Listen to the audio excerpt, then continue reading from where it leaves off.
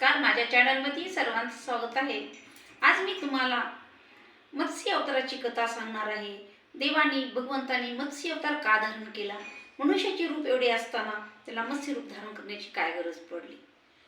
तर कल्पांच्या शेवटी ब्रह्मदेवाला 2000 वर्षाची एक रात्र राहते, 2000 वर्षाचा एक दिवस राहते ब्रह्मदेवाचा, आणि त्याच्यामध्ये ब्रह्मदेवाला झोप लागली।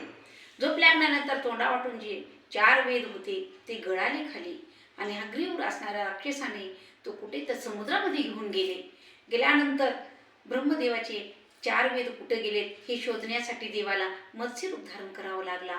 आणि पुन्हा धारण केल्यानंतर भगवंताने काय केलं तर जलामध्ये सत्यव्रत नावाचा राजा शूर पराक्रमी होता, आणि त्याच्या पोटी कीर्तिमाला नावाचा एक राजा शूर पराक्रमी दररोज वैष्णव भक्त होता। दररोज जलाला स्नान करण्यासाठी जायचा, नामस्मरण करायचा, सूर्याला नमस्कार करायचा, प्रणाम करायचा, आणि मग आपले असणारे जे उद्योग आहेत ते राजा करायचा। असा वैष्णव भक्त राजा असणारा।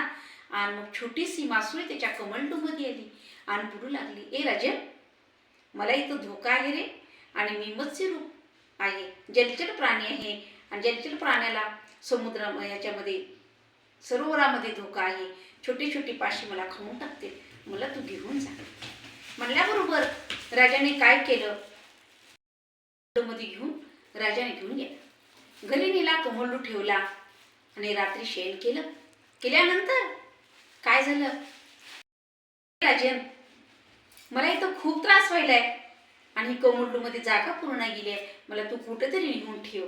आता राजाला बोलू लागली, ए राजन, ह्या कमंडलूमध्ये मला जागा पूर्ण गेली आहे, मला कुठेतरी सुरक्षित ठिकाणी ठेव। आता काय करावं, मोठ्या भांड्यामध्ये राजाने ठेवलं, छोट्या भांड्यामधून कमंडलूमध्ये काढलं, आणि मोठ्या असणाऱ्या एका सुंदर अशा मोठ्या भांड्यामध्ये ठेवलं। तेथे दुसऱ्या दिवशी असणारा तो मोठा झाला, आणि राजाला बोलू लागला, राजन, मला काय कर, एका सरोवरामध्ये घेऊन सोड, कारण इथं मला जागा पूर्ण केली आहे, माझं जीव असं धोक्यामध्ये येऊ लागलाय। असं बोलल्यानंतर राजाने तिथलं काढलं, आणि राजाला आश्चर्य वाटू लागलं, आणि उचललं आणि सरोवरामध्ये टाकलं।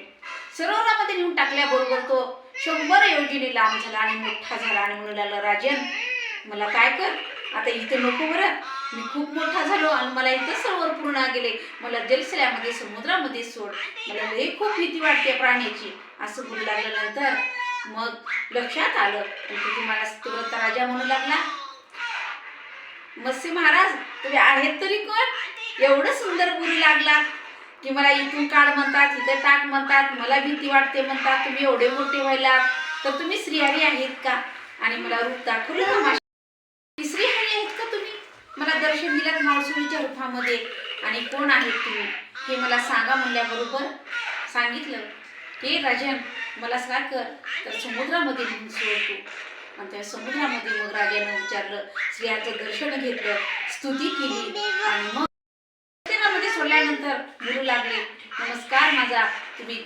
श्रीहरीचा आहात, मला एक वेळा दर्शन द्या। असं म्हटल्यानंतर मग राजाला श्रीहरी बोलू लागले, मत्स्य असणार त्या ठिकाणी बोलू लागला, राजन, आजपासून 7व्या दिवसापर्यंत काय होईल तर समुद्र उचंबळत, आणि त्यावेळेस काय कर, तर सप्त ऋषी असणारे, सप्त ऋषीला घेऊन, आणि जे वनस्पती आहेत, वनस्पत्या काय बिया आहेत ती घे, आणि सोबत ये, आणि त्यावेळेस समुद्र खळवळत, आणि त्यावेळेस तुझ्याकडे एक नौका येईल, आणि त्या नौकेमध्ये बस, आणि जास्त समुद्र खळवळत असेल तर मग मी असणार काय करणार आहे, मत्स्य रूप धारण करून मोठा मासा म्हणून येईल, त्यावेळेस मला काय कर, तर नावेला नौकेला बांध, आणि मग तो विहार कर, त्यावेळेस सप्तसागर बुडून जातील, पृथ्वी जाईल, आकाश जाईल, समुद्र राहणार नाही, पुन्हा सगळ्या पृथ्वीवर पाणी होईल, भिवू नकोस, अशा प्रकारे।